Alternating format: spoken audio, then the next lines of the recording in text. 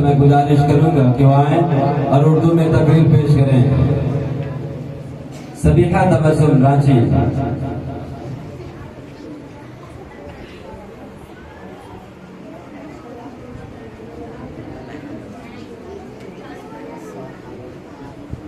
नहमदुहु व नसल्ली अला रसूलिल करीम अम्मा बाद फ़अऊज़ु बिल्लाहि मिनश शैतानिर रजीम बिस्मिल्लाहिर रहमानिर रहीम। मोहतरम आज़ाद उस्ताद इकराम और यौम आज़ादी के इस पुरकार तकरीम में तशरीफ फरमा मेहमान इकराम, अस्सलामु अलैकुम व रहमतुल्लाहि व बरकातुहू। आज 15 अगस्त है, एक ऐसा दिन जो सिर्फ तारीख और रात नहीं बल्कि हमारी आबा व अजदाद के बहते लहू, टूटती हड्डियों और तपते सूरज में मार्च करते नौजवानों की और माँ की गोद से जुदा होते बेटों की दास्तान है। चली जो कौम के हक में हवा तो हम समझे, चली जो कौम के हक में हवा तो हम समझे, कोई चिराग हवा से लड़ रहा है शायद। हम में से अक्सर ने सिर्फ सामने की आजादी को ही कदर की है, लेकिन कभी दिल पर हाथ रख कर ये सोचा है कि अगर हम 1947 से पहले पैदा हुए होते तो हम भी किसी जेल की कोठरी में होते या किसी गोरे के जूते तले हमारी खुददारी रोक दी जाती, यहाँ भी भगत सिंह की तरह हंसते हुए फांसी का फंदा चूम रहे होते। लबों पे उसके थी फरियाद वतन, लबों पे उसके थी फरियाद वतन, वो जा रहा था चूम के फांसी का रास्ता। ये जो आजादी सजी हुई स्कूलों और स्टेजों पर मिली है, ये किसी ने मैदान जंग में पाई थी, जहाँ न पानी था न रोटी, सिर्फ वतन की चाह थी। हम ऐसी जमीन की बेटी है जहाँ की मिट्टी का जर्रा हमसे वफा मांगता है। मेरी बहनों, मेरे भाइयों, कभी माँ की आंखों में वो आंसू देखे हैं जो अपने बेटों की शहादत पर बहते हैं, वो आंखें जिनमें फख्र भी होता है और दर्द भी होता है, वो माएं जिन्होंने कहा है मेरा बेटा शहीद हुआ है, मुझे फख्र तो है लेकिन अब मेरा छोटा बेटा भी वतन पर कुर्बान होने को तैयार है। खाके वतन का कर्ज अदा हो ही नहीं सकता, खाके वतन का कर्ज अदा हो ही नहीं सकता, इस पर तो सिर्फ जान दी जा सकती है। आज हम आजाद हैं, लेकिन क्या वाकई ही आजाद हैं?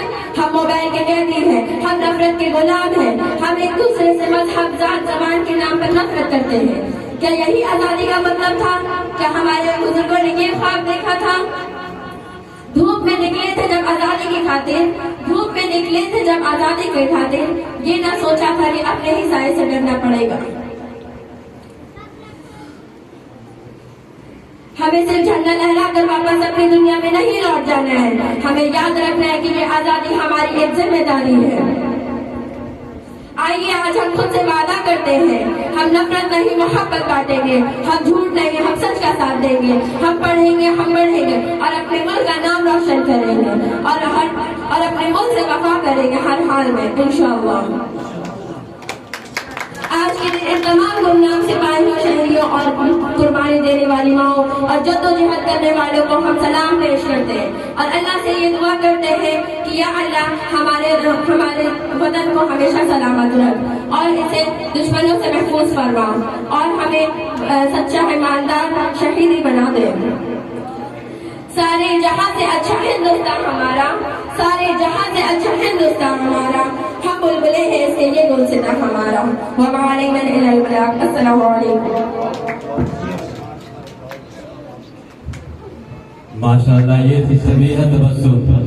ज़ुल्म बेलागी के साथ हिंदुस्तान के आज़ाद कराने में जिन हीरों ने अपनी जान कुर्बानी की, जिन माओं ने अपनी गोद उजाड़े, जिन बीवियों ने अपने आप को बेवा किया, उनकी तारीख को दोहरा रही थी और वाकई हिंदुस्तान यूं ही आज़ाद नहीं हुआ है। इस आज़ादी के पीछे हमारे कितने माओं ने अपने लश्कर जिगर को कुर्बान किया, कितनी माओं ने अपने बेटों को कुर्बान किया, कितनी बीवियां ऐसी थी जिन्होंने अपने आप को बेवा किया। मेरे दोस्तों, ये हिंदुस्तान की आज़ादी हमें यूं ही नहीं मिली है, बल्कि इस आज़ादी के पीछे बहुत बड़ी कुर्बानियां हैं। उलमा का भी बहुत बड़ा किरदार रहा है। तारीख में आता है कि जब अंग्रेज लिखता है कि एक ऐसा वक्त था जब आज़ादी के लिए मुसलमानों के साथ जुल्म बर्बरियत किया गया, तो कोई दरख्त ऐसे नहीं थे जिसमें लाशें न थी लटकी हुई। मेरे दोस्तों, इसके पीछे